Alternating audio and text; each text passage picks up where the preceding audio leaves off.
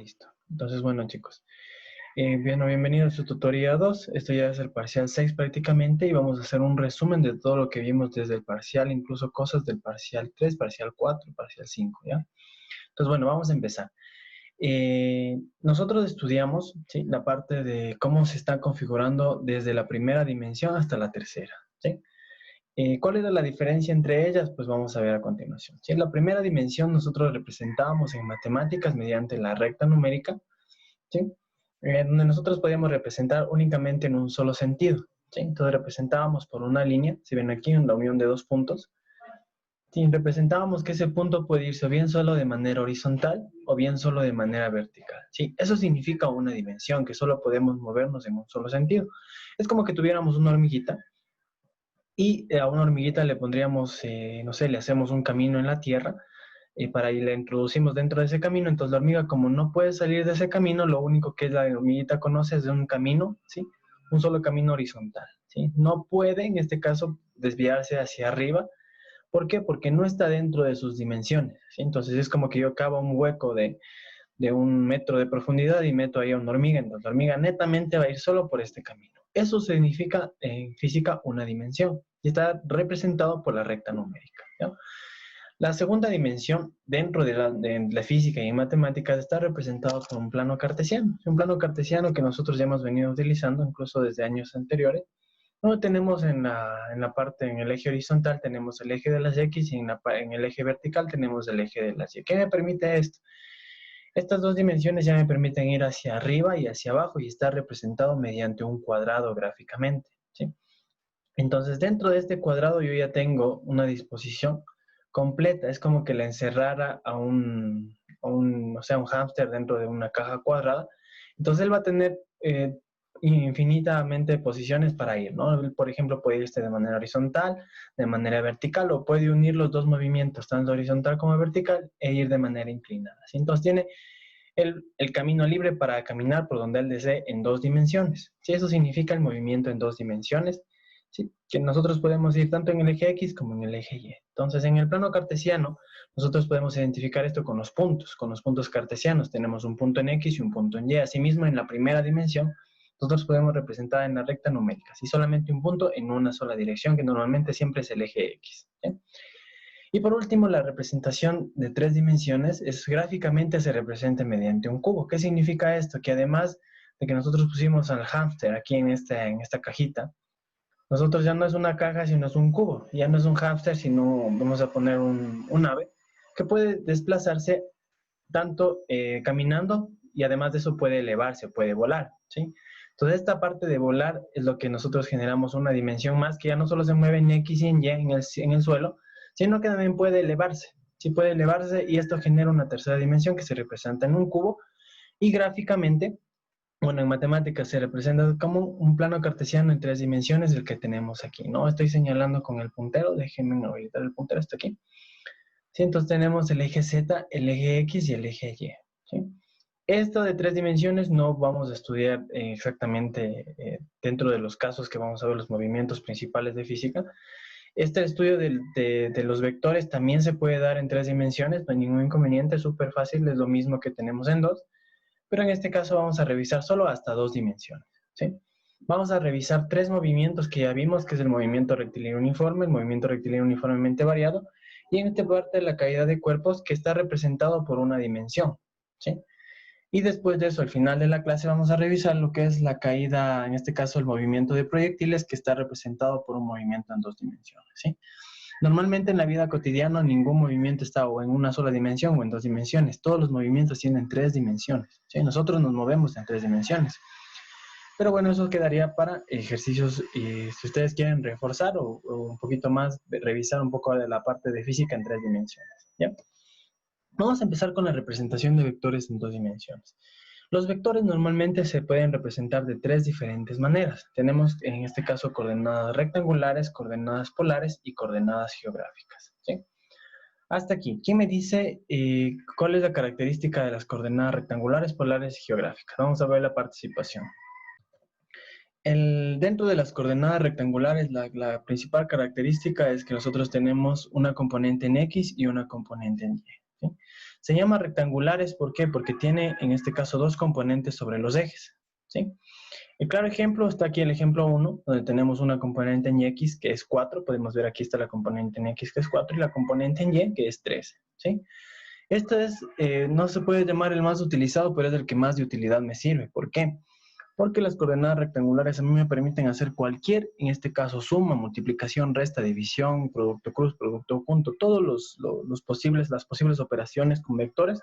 A mí me ayuda o me guía, en este caso, las coordenadas rectangulares. ¿Sí? Son muy importantes, ¿no? No por eso vamos a despreciar las demás coordenadas que también son utilizadas para diferentes usos. Por ejemplo, las coordenadas geográficas son muy utilizadas al momento del estudio, por ejemplo, de cómo se realizó la tecnología de GPS, los satélites, cómo están en este caso los satélites funcionando para que nosotros mandemos una ubicación por WhatsApp. Las coordenadas geográficas son las encargadas de hacer esto, ¿no? Las coordenadas polares, de igual manera, los radares de aviones, radares que nosotros podemos encontrar ahorita en la actualidad, pues muchos de esos radares están expresadas en coordenadas polares, ¿sí? Entonces, bueno, coordenadas rectangulares tienen las componentes AX y AY que podemos ver aquí, ¿no? En el ejemplo. Las coordenadas polares, por otra parte, tienen dos componentes principales, que es el módulo del vector, y el ángulo que siempre parte del eje del X positivo. ¿Qué significa eso, no? El módulo, nosotros podemos ver aquí en el vector, es la representación de qué tan grande, en este caso, es el vector, ¿sí? El módulo o magnitud, ¿sí? Entonces estamos representando toda esta línea de aquí, está representado mediante el módulo, ¿sí? Y la dirección es nada más que el ángulo que tenemos desde el eje positivo de las X. Y en este caso el ángulo sería el que está conformado entre esta línea y el eje positivo de las X. Esos son coordenadas polares, ¿sí? No importa, no importa en qué cuadrante se encuentre nuestro vector, puede ser el primer cuadrante aquí, el segundo, el tercero o el cuarto, siempre va a partir nuestro ángulo en coordenadas polares desde el eje X positivo. ¿Sí? Si, por ejemplo, está aquí en el cuarto cuadrante del vector, pues yo nuevamente lo interpreto desde el eje de las X positivo a mi ángulo en coordenadas polares, ¿sí? Y finalmente las coordenadas geográficas, como su nombre mismo lo dice, están configuradas por los 4 puntos cardinales, norte, sur, este y oeste, ¿sí? Entonces, asimismo, las componentes de estas coordenadas geográficas es nuevamente el módulo, si vamos a ver qué tan grande es el vector, y por último, las coordenadas. Por ejemplo, aquí en este caso, la coordenada de este vector va a ser norte, ¿sí? Un ángulo hacia el este, ¿sí? Entonces, ¿qué característica tienen las coordenadas geográficas? Que siempre van a partir del eje vertical, su dirección, ¿sí? Entonces, ¿qué significa? Que o bien iniciamos del norte o bien iniciamos del sur, ¿sí? Por ejemplo, si está en el primer cuadrante sería hacia el norte y después hacia el este. Si está en el segundo cuadrante sería hacia el norte y después hacia el oeste. Lo mismo pasa con el sur. Si está, por ejemplo, aquí en el cuarto cuadrante, tenemos aquí a nuestro vector, sería desde el sur hacia el este, ¿sí? Esa es la característica principal de las coordenadas geográficas, ¿no? Y no se olviden que las tres cosas que debe tener un vector, nosotros tenemos aquí representados en la esquina superior derecha, que es el módulo, dirección y sentido. El sentido es la flecha, si está hacia adelante o hacia atrás. Sí, miren, en este caso la flecha está hacia adelante, simplemente esta flechita es lo que me da a mí el sentido, ¿sí? El A, la dirección, pues no se representa directamente con el ángulo, y el módulo, pues es qué tan grande es nuestro vector, que ya hemos visto anteriormente, ¿sí? Vamos a ver nosotros a estudiar directamente las coordenadas rectangulares, ¿no? En este caso nosotros vamos a utilizar el SOHCAHTOA, que es una herramienta muy buena para la parte de trigonometría, donde el seno, el coseno y la tangente, las tres funciones trigonométricas, están definidas por los catetos opuestos, adyacente y la hipotenusa, ¿sí? No nos olvidemos, ¿sí? El cateto opuesto va a ser siempre el lado que esté al frente de nuestro ángulo, ¿sí? Es la característica del cateto opuesto, ¿sí ven? Aquí está nuestro ángulo. ¿Quién está al frente? Muy bien, voy hacia el frente. Muy bien, este es el cateto opuesto, ¿sí? ¿Ya? Otra característica es que nosotros siempre vamos a tener a la hipotenusa, si dentro de los triángulos rectángulos vamos a tener a la hipotenusa siempre al frente del ángulo de 90 grados, ¿sí? Eso ya estudiamos, vamos a recordar, vamos a desempolvar un poquito sus conocimientos. Aquí tenemos un ángulo de 90 grados, ¿no? Vamos a ir hacia el frente. Muy bien, el que está al frente es la hipotenusa. Y por último, el que esté cortando con el ángulo o el que sobre va a ser nuestro cateto adyacente. Miren, aquí le está cortando, el ángulo le está cortando, está topándole aquí, ¿sí? Entonces, este es nuestro cateto adyacente, ¿sí? ¿Cómo conformamos nuestros tres principales funciones trigonométricas, seno, coseno y tangente? Simplemente es colocando de acuerdo a SOHCAHTOA, ¿no? ¿Qué significa SOHCAHTOA? Seno significa opuesto sobre hipotenusa, coseno adyacente sobre hipotenusa y tangente no es nada más que opuesto sobre adyacente. Entonces nosotros nos grabamos esta palabra SOHCAHTOA y tenemos las tres funciones trigonométricas. Hasta aquí, chicos, ¿tienen preguntas? Entonces miren, chicos, en este caso, mi representación de vector tenemos aquí, ¿no? Tenemos nuestro módulo y tenemos nuestra dirección, que tenemos la flecha, y tenemos nuestro sentido, perdón, que tenemos la flecha y nuestra dirección mediante el ángulo, ¿sí?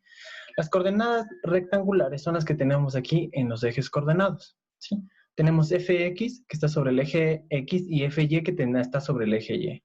La fórmula para encontrar estos vectores se realiza mediante este triángulo rectángulo, ¿no? El triángulo rectángulo representado aquí, voy a ir por todo el borde del triángulo rectángulo para que le miren, ¿sí?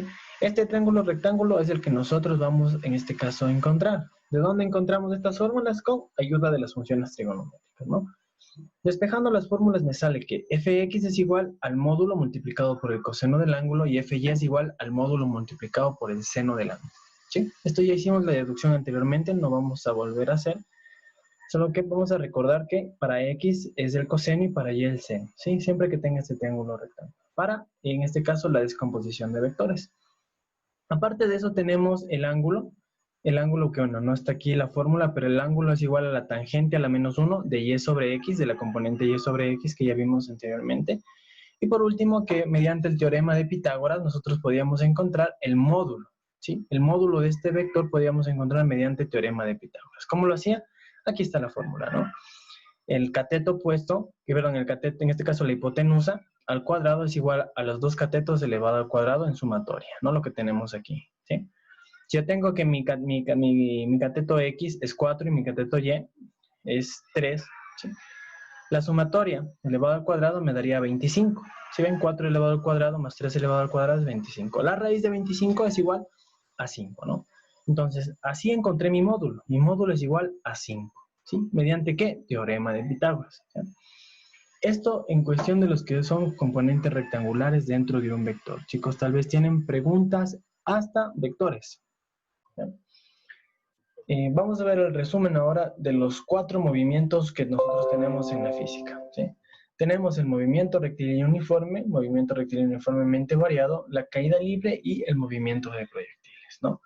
Es importante dentro del estudio de la física ir en esta continuidad, ¿sí? ¿Por qué? Porque entender el movimiento rectilíneo uniforme a mí me permite entender el movimiento variado, ¿sí? El que tenemos de segundo.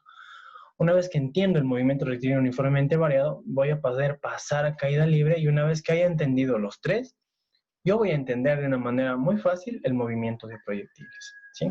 Vamos en ese orden entonces. Vamos a empezar con el movimiento rectilíneo uniforme. La característica principal de este movimiento, como ustedes pueden ver aquí, es que la velocidad es constante. ¿Qué significa eso? Que en cualquier momento, ¿sí? Si nosotros estamos viendo una carrera de un auto, vemos aquí un auto de carreras, ¿sí? Lo que significa es que siempre, pase lo que pase, ¿no? Pase lo que pase, este auto siempre se va a mover con la misma velocidad, ¿sí? Por ejemplo, cuando ustedes están corriendo en una pista y si están dando un paso por segundo, si están yendo un paso, un segundo, un paso, un segundo, un paso, un segundo, siempre van a pasar con esa misma velocidad todo el tiempo, ¿sí? ¿No? ¿Qué significa eso? Que ustedes no van a empezar a correr más rápido ni tampoco van a correr, en este caso, más despacio, ¿sí?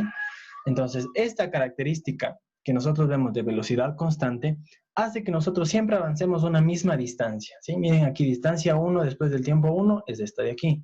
Distancia 2 en el tiempo 2 es la misma distancia que recorrimos anteriormente, ¿sí? ¿Por qué se da esto? Porque la velocidad es una velocidad constante que nunca esté cambiando, ¿sí? Entonces, este movimiento rectilíneo uniforme es el movimiento más fácil, es el estudio más fácil de todos los 4 movimientos, ¿ya? ¿Cómo se interpreta? Ya saben que todo lo que nosotros tenemos en fenómenos físicos se interpreta siempre mediante una fórmula, ¿no? Esta fórmula que ha sido estudiada por los físicos en su época, y nosotros simplemente la estudiamos y la analizamos, ¿sí? Miren, la fórmula es la que tenemos en el triángulo de aquí, así donde tenemos las tres principales variables, que es la velocidad, la distancia y el tiempo, ¿sí? Entonces aquí tenemos las 3 composiciones despejando, ¿cómo puede ser? Sí, miren, la distancia. Si tengo la distancia, tapo la distancia de mi triángulo y me queda simplemente velocidad por tiempo, ¿sí? Si yo tapo la velocidad de mi fórmula, me queda distancia sobre tiempo, y si tapo el tiempo, me va a quedar distancia sobre velocidad. Entonces, aquí únicamente nos manejamos con tres variables, que en este caso va a ser la velocidad, la distancia y el tiempo. ¿Por qué? Porque la velocidad es constante, ¿no? Es el movimiento más fácil. Vamos a ver el segundo, el movimiento rectilíneo uniformemente variado. Aquí ya cambia un poco la composición, ¿no? Ya no tenemos solo una fórmula, sino que ya tenemos cuatro fórmulas. ¿Por qué? ¿Por qué pasa esto? Ya tenemos cuatro fórmulas. Porque en este caso la velocidad ya no es constante, ¿sí? Ya al auto de carreras le acabamos de introducir un acelerador y le acabamos de introducir un pedal de freno, ¿no? Entonces, ¿el acelerador para qué me va a servir? Para aumentar la velocidad, ¿sí? El freno, ¿para qué me va a servir? Para disminuir la velocidad con la que yo estoy yendo, ¿sí? Entonces, este movimiento rectilíneo uniformemente variado, perdón que me faltó la V, es normalmente el movimiento cómo se comporta en la mayoría de casos, ¿no? Por ejemplo, ustedes cuando van a salir en un auto, cuando van a salir en el bus se estaciona, el bus queda totalmente detenido, ¿sí? Con su velocidad. ¿Qué significa? Cuando está detenido significa que tiene velocidad cero, no se está moviendo, ¿sí? Entonces, ¿qué hace para poder arrancar? Lo que él hace es aplastar el acelerador, ¿sí? Y este acelerador lo que hace es cambiar la velocidad, ¿sí? De lo que estaba estacionado con una velocidad de cero, me permite en este caso tener una velocidad diferente después de un tiempo, ¿no? Ustedes miren aquí, la velocidad es de 10 metros sobre segundo. Muy bien. Pasa 2 segundos y ahora mi velocidad va a ser 25 metros sobre segundo. Pasa otros 2 segundos, ya mi velocidad cambió, es a 40 metros sobre segundo. Y así va a seguir incrementando, ¿sí? Normalmente este incremento está representado, ¿por qué? Por una aceleración constante, ¿ya? Esa es la característica de este movimiento rectilíneo uniformemente variado, que tiene una aceleración constante. Entonces, miren, del ejercicio del movimiento anterior en MRU, donde solamente teníamos tres variables, ¿qué pasó? Insertamos una variable más que se llama aceleración. Ya tenemos cuatro variables de estas tres, ¿sí? Y lo que hizo es que esta velocidad que nosotros teníamos como una sola variable, ahora son dos. Les partió en dos. ¿Por qué? Porque ahora tenemos una velocidad al inicio y una velocidad al final. ¿Por qué ya no es una sola velocidad? ¿Por qué? Porque ya apareció esta aceleración, ¿no? Como les digo, ya apareció la aceleración, el pedal del acelerador y el pedal del freno, ¿sí? Entonces ya tenemos cuatro fórmulas para nosotros poder resolver los ejercicios. Ustedes ven aquí las cuatro fórmulas, ya tenemos las variables de velocidad final, velocidad inicial, aceleración, tiempo y distancia, ¿sí? Ahora, cada fórmula que nosotros nos acabamos de eso, les digo, ya los físicos realizaron los estudios pertinentes para podernos dar estas fórmulas sencillas de aplicación directa, y cada fórmula omite una variable, ¿sí? Entonces, miren, de acuerdo a lo que es variables que me den a mí, yo voy a ocupar las fórmulas, ¿sí? Va a haber ejercicios en los que no me digan, por ejemplo, la distancia, ¿sí? Pero me den estas otras fórmulas, estas otras variables como velocidad final, velocidad inicial, aceleración y tiempo. Entonces va a depender de las variables que a mí me den, de lo que estemos hablando en el ejercicio, para yo poder, en este caso, aplicar directamente, ¿sí? Chicos, ¿tienen preguntas de esto? Bueno, vamos a continuar con el siguiente movimiento, ¿sí? Y antes de eso vamos a ver un poquito de la historia de lo que se hablaba de la gravedad, ¿sí? En este caso, Sir Isaac Newton, ¿sí? Que miren en los años en los que nació, 1643 y 1727, fue hace prácticamente 300 años, ¿sí? Hace 300 años él ya realizó varios estudios dentro de estos movimientos, ¿sí? Incluso ya vamos a ver en el Física 2 las leyes de Newton directamente que parten de estos movimientos, ¿no? Aparte, es importante, si nosotros no sabemos de estos cuatro movimientos, no podemos pasar a leyes de Newton, ¿no? Entonces, miren, este señor Newton, se dice, ¿no? Cuenta la historia que estuvo en un árbol de manzano, que este árbol de manzana se encuentra en el Reino Unido, ahorita es muy, muy turístico. Le cayó una manzana en la cabeza, ¿sí? Y se preguntó por qué las cosas se caen, ¿sí? Bueno, miren vivir en esa época, ¿no? Hace 300 años, sin celulares, sin tecnología, hasta incluso sin autos, ¿no? Es una locura esa época, ¿no? Y cómo esta mente privilegiada en este caso Isaac Newton, pudo descubrir que las cosas se caen por efecto de la gravedad. Y nos dio un cálculo aproximado de 9.8. Este cálculo aproximado se utiliza, ¿no? Hasta el día de hoy, o tal vez incluso se utiliza directamente el de 10 metros sobre segundo, ¿sí? Pero normalmente los ejercicios nos dan 9.8, ¿sí? Entonces, miren, este efecto de descubrir la gravedad, la fuerza del por qué se caen las cosas, por qué se caen las cosas a la Tierra, es lo que nos dio pues el paso o revolucionó todo lo que es en este caso de la física, ¿no? Entonces miren, por esto significa que Isaac Newton prácticamente en 4 años fue el creador de una física, en este caso una nueva física para esa época, ¿sí? Teníamos los inicios de Galileo Galilei, que nos estaba hablando sobre los movimientos de la Tierra, y gracias a esta fuerza de gravedad, lo que me dio pues es la ley de la gravitación, y bueno, empezó un sinnúmero de descubrimientos. Entonces es muy importante saber que Isaac Newton descubrió la gravedad, ¿no? A través del tiempo, la gravedad nosotros podemos entender como una deformación del espacio-tiempo. ¿Qué significa esto que parece un trabalenguas de deformación espacio-tiempo, ¿no? Significa que es como nosotros tener una sábana gigante, una sábana, donde nosotros ubicamos las diferentes cosas como el planeta, el sol, la Tierra, los satélites, etcétera, ¿sí? Y así se entiende cómo afecta la gravedad, ¿sí? Entonces, miren, la Tierra gira alrededor del Sol por efecto de su gravedad, ¿sí? Su gravedad se entiende como si ven esta deformación que hace el Sol por su masa, ¿sí? Entonces, miren, ahí es el puntero. Entonces, debido a este campo, empieza a girar alrededor del Sol, ¿sí? La Tierra, ¿no? Entonces, mientras más se aleje del Sol, menos campo tiene la gravedad, ¿sí? Entonces, miren, por eso es que nuestro sistema solar, no recuerdo total, bueno, hasta el último, creo que en este caso, o no le consideran todavía a Plutón como planeta, pero bueno, hasta Plutón es donde llega más o menos el campo en este caso, de la fuerza gravitacional que tiene el Sol. Entonces, por eso giran los planetas alrededor de él. Lo mismo pasa con la Luna, ¿sí? La Luna empieza a girar alrededor, y lo mismo pasa con los satélites, ¿sí? Entonces, miren, los satélites se llegan a un punto donde no les afecta la gravedad para que no empiezan a caer hacia la Tierra, y tampoco les afecta el movimiento que tienen para salir despedidos hacia el universo entero, ¿sí? Entonces, ¿qué pasa aquí? Que el satélite empieza a girar alrededor del Sol de manera constante. Y aunque no crean, en la Tierra existen miles de satélites que permiten un montón de comunicaciones.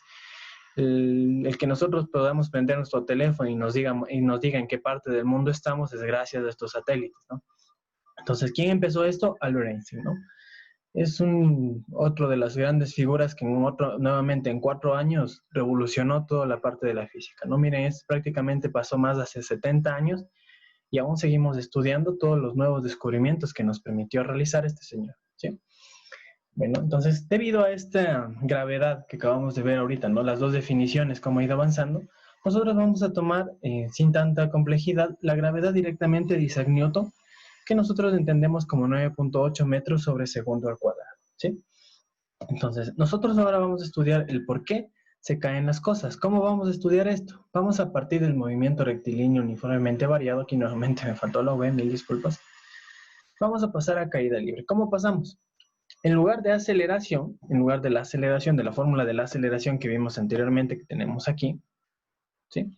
En lugar de esta aceleración, vamos a poner la gravedad, vamos a reemplazar por la gravedad, y en lugar de una distancia, en este caso d, ¿sí? Que tenemos aquí, la variable d de distancia, como ya no estamos en un movimiento horizontal, sino en un movimiento vertical de caída libre, vamos a reemplazarle por la h, que significa altura, ¿sí? Entonces vamos a hacer esos dos cambios en las fórmulas. En lugar de poner aceleración, gravedad, y en lugar de poner la distancia, vamos a poner altura, ¿sí? Entonces las fórmulas quedan de la siguiente manera, ¿sí? Basados en el movimiento rectilíneo uniformemente variado, ¿no? Entonces, vamos a ver. Estudiando este movimiento, vamos a ver que nuevamente es un movimiento en una sola dimensión, porque solamente nos estamos moviendo en el eje Y, ¿sí? ¿Qué variables tenemos? Las mismas que en movimiento rectilíneo uniformemente variado. Tenemos velocidad final, inicial, aceleración, que está puesto por la gravedad, y tiempo, ¿sí? Ustedes ven aquí que hay dos columnas, cuando el movimiento es hacia abajo y cuando el movimiento es hacia arriba. ¿Qué significa? Que cuando nosotros lanzamos algo desde abajo hacia arriba, la gravedad va a ser negativa, porque la gravedad lo que hace es atraer todos los cuerpos hacia la Tierra. Entonces, la gravedad hace que todo se caiga, y si nosotros lanzamos algo hacia arriba, sí, la gravedad actúa, en este caso, con signo negativo. ¿Por qué? Porque está atrayendo, quiere que la velocidad que tiene disminuya para que caiga, ¿sí? Entonces, miren aquí. Cuando empieza a subir, la velocidad empieza en este caso, a disminuir. Está en 10 metros, baja hasta 6, baja hasta 2, hasta que totalmente se para, ¿sí? Siempre va a pasar esto con el movimiento rectilíneo, perdón, en el movimiento de caída libre, ¿sí?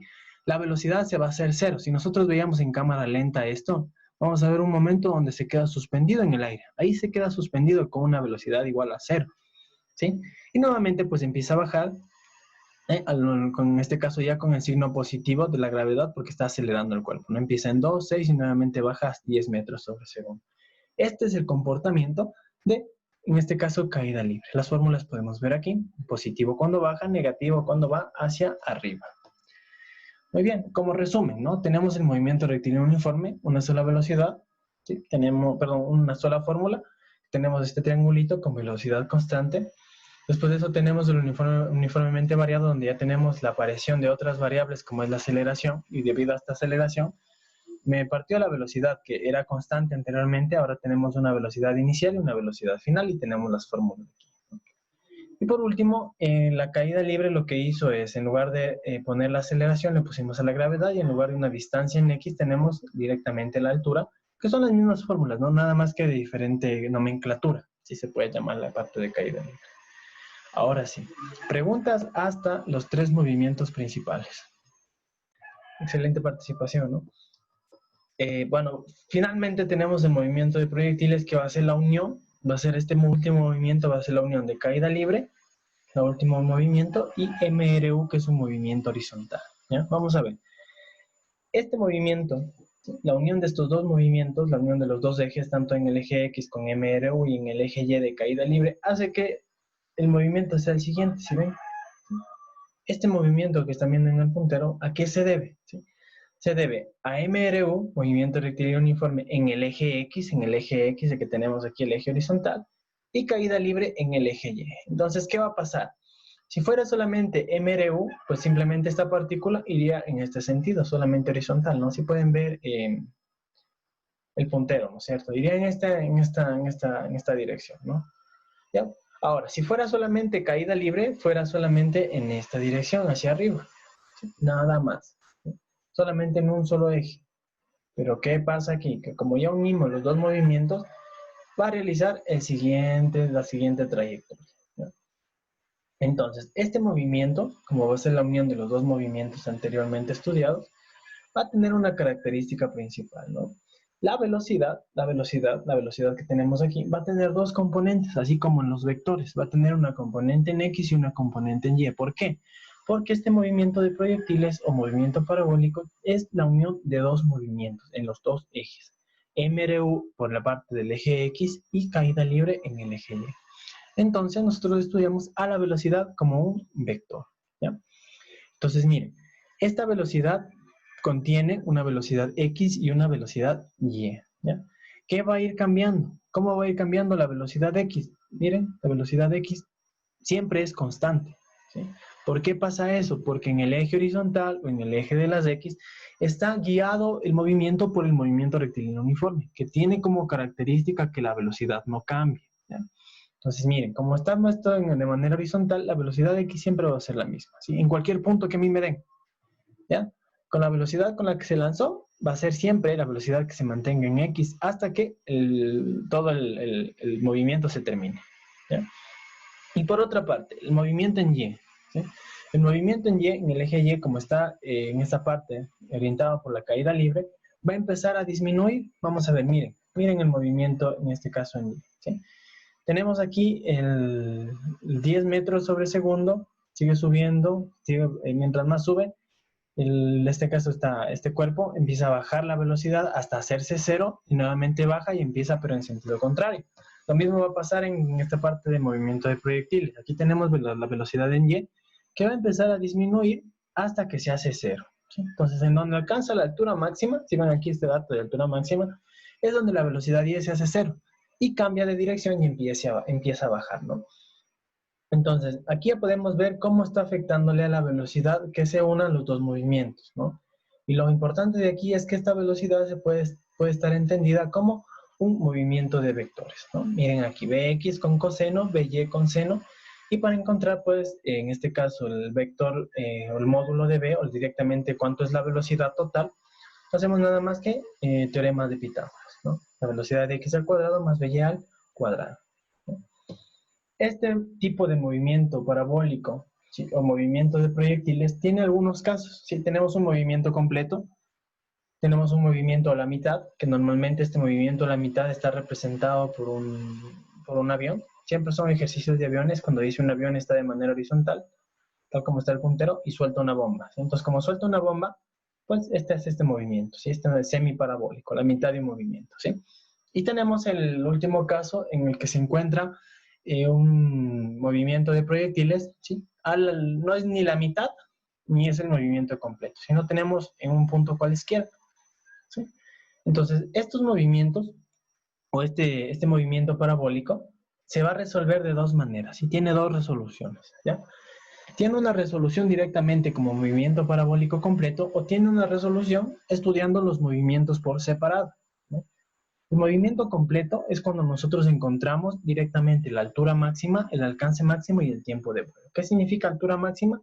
Es la que tenemos aquí. La altura máxima es lo más alto que llegó. El alcance máximo es la distancia en X máxima, ¿sí? Y el tiempo de vuelo es el tiempo que se demoró en subir y bajar, ¿sí? Entonces, cuando nosotros en los ejercicios nos presenten estas variables directas propias del movimiento, la altura máxima, el alcance máximo y el tiempo de vuelo, utilizamos las fórmulas de movimiento parabólico. Cuando nosotros tengamos, en este caso, nos pidan, yo qué sé, la velocidad en X, ¿sí? O nos pida, por ejemplo, en qué posición se encuentra, por ejemplo, cuando está aquí, donde está el puntero, ¿sí? ¿Nosotros qué hacemos? Pues hacemos simplemente el estudio del movimiento por separado, ¿sí? Este movimiento por separado se representa mediante las velocidades que tienen sus componentes rectangulares, ¿sí? Lo primerito que hay que hacer es descomponer la velocidad en X y la velocidad en Y. La velocidad en X vamos a utilizar, en este caso con MRU, y la velocidad en Y vamos a utilizar con caída libre. Entonces simplemente dividimos el ejercicio que teníamos, un solo ejercicio, en dos. Uno con MRU, que utilizamos la velocidad en X, y otro con caída libre, que utilizamos la velocidad en Y. ¿Sí? Hasta ahí tienen preguntas, chicos, tal vez.